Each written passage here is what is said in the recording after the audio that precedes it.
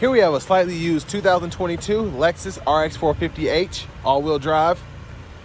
This one comes in eminent white pearl, and then we have the black New Lux interior. For the powertrain, we get a 308 horsepower hybrid V6, mated to the electronic continuously variable transmission. So we're just gonna see how this drives, see how it's held up. I haven't driven one of these newer body style Lexus, so just gonna check it out here. But to the front end, LED daytime running lights, LED headlamps. And we do have the front parking sensors integrated as well, right here. But I love the new front end. It reminds me of the LS's, just in terms of having that big grille there and the nice angular headlamps. But this eminent white pearl just looks fantastic, especially on a nice glary day like today. Now we do get these optional 20-inch alloy wheels, which look fantastic. Just a great look there. Get passive keyless entry on all 4 doors. Memory seat functions for up to 3 different settings. Power door lock controls, power window controls, power mirror controls, and we can power fold those as well. And those have blind spot monitors in them. Now for the speaker system, we do get the 12 speaker system that comes with the navigation package on this particular vehicle. But here are the controls for your lift gate, auto high beams, heads up display, etc. Hood release, power tilt and telescoping steering wheel. We can adjust the brightness of the gauge cluster, the trip meter. But there's the power driver seat, 2-way power lumbar support. Love the 2-tone seats though. Now I have that seat up front adjusted for someone of my size, being 6'3" with longer legs. I want to give a huge shout out to Chevrolet Buick GMC of Murfreesboro for letting me review this trade-in. I'll leave a link below in the description. Now, one thing that is similar to the older RXs is the legroom is not fantastic back here. A lot of that has to do with just these bulky seats. As you can see, they kind of come out where my knees would be. If this was flat back here, instead of dipping back, I probably wouldn't have any issue, but no big deal. Rear AC vents are here, 2 USB-A charge ports down there. There's a view of the front. And then I do like the headliner, even the sunshade feels like kind of a felt or a suede feel, as opposed to just that kind of carpeted look there. And I like these lights as well. Middle seat folds down, bottle holders right there. Let's go ahead and make our way towards the back. But first I'm gonna pop the gas cap just for those that are curious. We'll see if it has a fuel filler or if it has a cap there. All right, so we do have the cap, and it is lockable for those of you that get worried about having your gas siphon. Shouldn't be a big deal there. They'll have to work a lot harder. LED tail lamps back there. Nice rear end look, I think, underneath the vehicle. Exhaust. Now with this one being a hybrid, I'm excited to see how this kind of drives. And I'll take it out for the test drive here after a while. But great space behind the second row here. And we do have an integrated cargo shade. We can just pull that, lock it in there, and then pretty easy to let it back out. 12 volt there, and then we have hooks on either side to hang grocery bags or whatnot. And then you can pull this lever here. You can fold that seat down. And let's see what we have underneath here. There's our spare tire. So that is interesting. Most of these hybrid vehicles, I should say a lot of them, when you had the battery pack, you don't have room for the spare, but Lexus went ahead and made sure that you had that available to you. So that'll fold just about completely flat to run longer objects through. And then you don't have to hit a release or whatever to fold it back into place, but you can use this if you want to go ahead and fold it from up here. And the top tethers are on the back of the seat, anchors down below. And then to our front passenger seat, power, and we do get the 2-way power lumbar support here as well. I wasn't expecting that. And then a side pocket here, which is actually pretty deep. Lockable glove compartment. Owner's manual still in there, and then here's the window sticker. You all can pause anywhere you need to take a closer look at anything. But pretty well optioned here. And there's the sticker price, $59,110.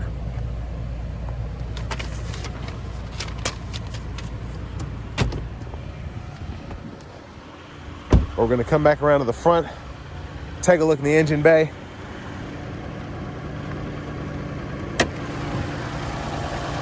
And there's that hybrid V6.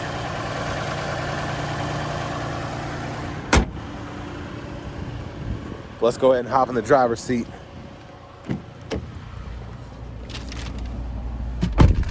So I actually have the seat leaned back a little bit, so the legroom would be a little better, I guess. Let's test out this horn. There's that. And you can just tell how insulated it is in this cabin. But we do get this lovely, I think it's a $450 option. It's a heated leather and wood steering wheel, which feels great and looks great as well. And I like the darker wood. Doesn't necessarily pop, but it looks more elegant in my opinion. Now over here to the radio, turn the AC down just a tad. Again, we have that optional navigation system. So we have that there. And then you also have on the side here where you can see the engine and battery, what's working and what isn't. Let me see if I can adjust the brightness. I always have issue with these screens, but you can toggle between whether you're looking at the trip information, energy manager, history. So pretty neat there. Now to the menu here, we do get AM, FM, XM radio along with Bluetooth audio. And then we have the Apple CarPlay, Android Auto wired to my knowledge. But just running through everything here.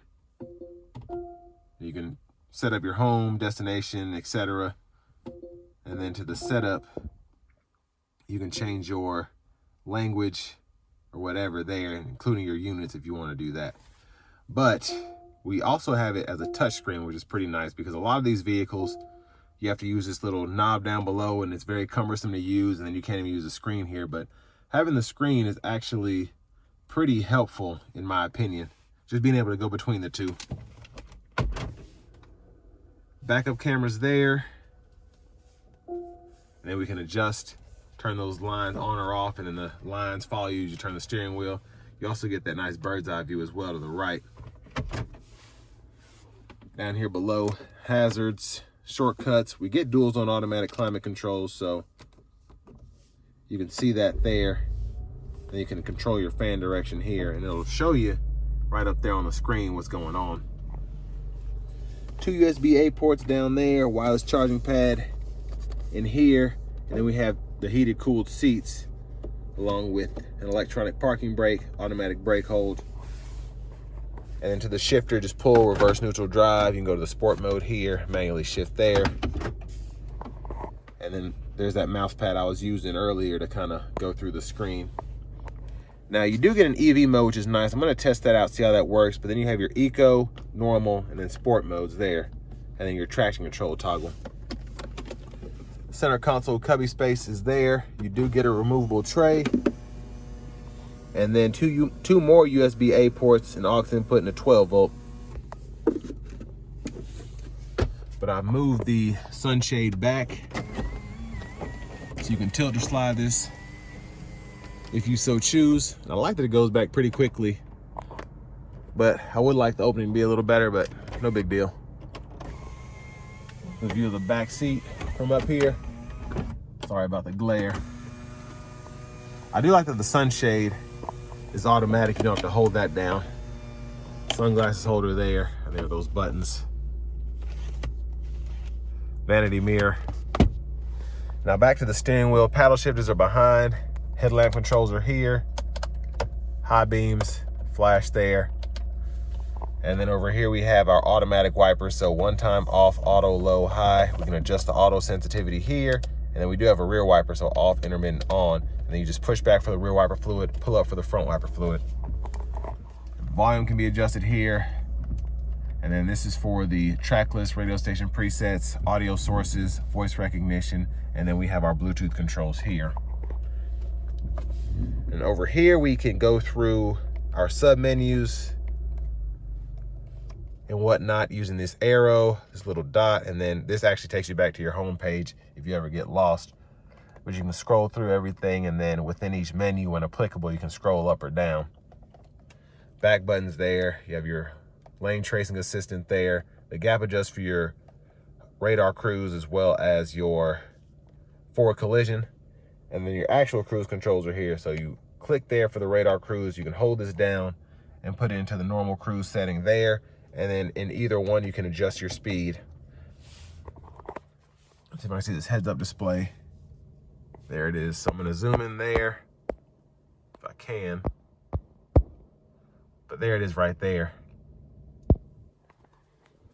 Push button start, key fob. And next, let's go ahead and take this RX 450H out on the road for a test drive. So starting the test drive in the RX 450H, decent power output, definitely. Of course, with it having an electronic continuously variable transmission, it accelerates interestingly, kind of like the RAV4 Prime, but still pretty quick.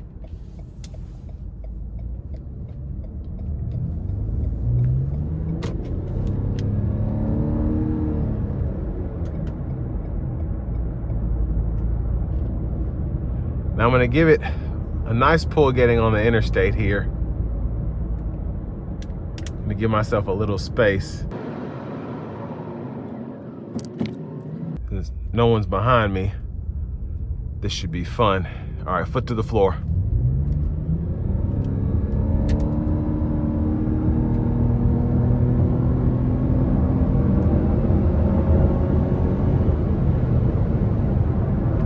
Love the sound, just a nice strong pull there, and everything felt really good. I'm going to turn on the adaptive cruise, or radar cruise, excuse me, then the lane tracing. And I always have trouble getting these in the EV mode. I know there's some kind of way to do it, but not 100% sure.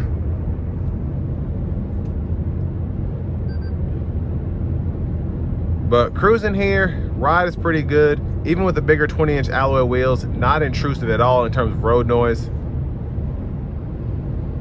This just feels like a Lexus as I'm driving it. And you're rated to get, I think, 31 or 30 miles per gallon city, 28 highway, so I wouldn't expect anything less from this.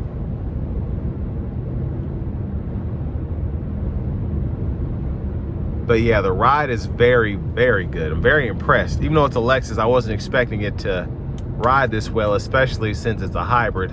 And again, having these bigger 20-inch wheels, I don't feel like I'm losing anything in terms of comfort and ride quality. So I'm in EV mode now. I came to a stop and I was able to get it on, so we'll see how it does. So basically, I just gave it a little tap to go, and it still cut the engine back on. It said the accelerator was depressed too far. So just something to keep in mind there.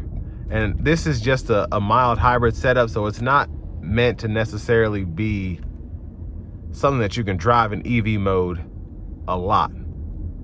It just helps you in certain situations not have to cut the gas engine on.